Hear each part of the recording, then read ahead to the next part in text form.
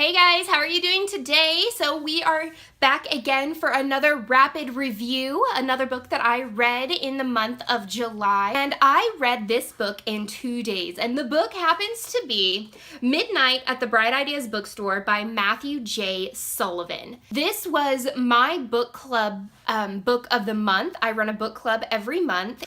I read it super duper quickly. It was not anything that I expected it to be, but I loved that it was sort of a thriller, murderer sort of mystery, which, as you know, I love mysteries, so it was absolutely a wonderful read. And I'll read the inside cover for you.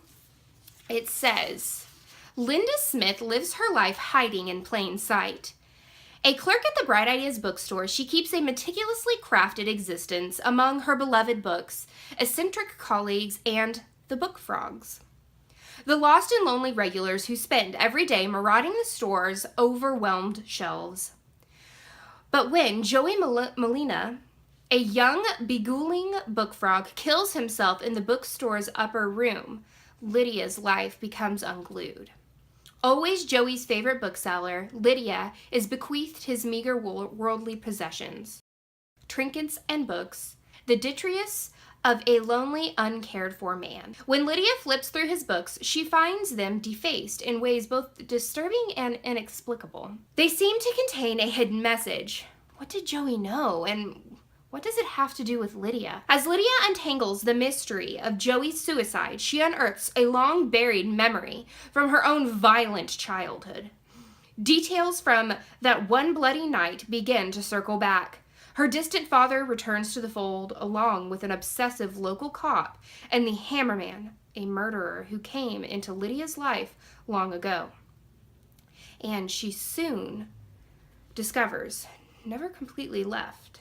It actually did keep me guessing from the very last page. I loved the fact that it went back and forth between timelines and back and forth between characters. It's sort of like a theme in the books that I'm reading this month. If you have seen my Help for the Haunted review, which if you haven't, I'll link it down below, that book also went back and forth between the past and the present. I feel like I can get a lot more depth of the characters and a lot more into the plotline when it does that, when the author decides to give us, you know, a bigger sort of picture, because I feel like a lot of standalone books, they don't give me as much detail as I want, as much character development as I want, and this book really did it for me. I loved the fact that there wasn't really a romance in the book. I've been sort of getting a little bit put off from romance novels. I really would rather have a really, really good plot of action and mystery and science and, I mean, fantasy. I love all of that, but just lay off the romance a little bit. Let the characters develop themselves without having to rely on someone else, which is what I really, really loved about that. Lydia was a very persistent main character. I loved how she didn't take no for an answer, and how she finally came to own her very turbulent and scary past.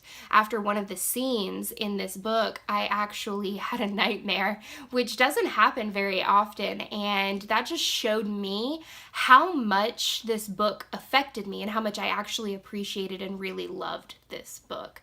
I rated this book, I believe, 5 out of 5 stars or 4 out of 5 stars. I'm pretty sure it's 5 out of 5. If it's not, it will be after this video, because I loved this book. I can't wait to discuss it at our book club meeting later this month to see what everybody else thought about it. We've got a couple of really eclectic characters in my book club, and so they see things that I don't normally see. Mark, I'm talking to you. Let's see how you liked it. So that is the end of this chapter of Courtagonist. I hope that you enjoyed this rapid review. Again, my rapid reviews are supposed to be 5 minutes or less on the book that I've read. If you liked this video, please hit that like button down below and subscribe if you haven't already. And until next time, guys, happy reading. Bye!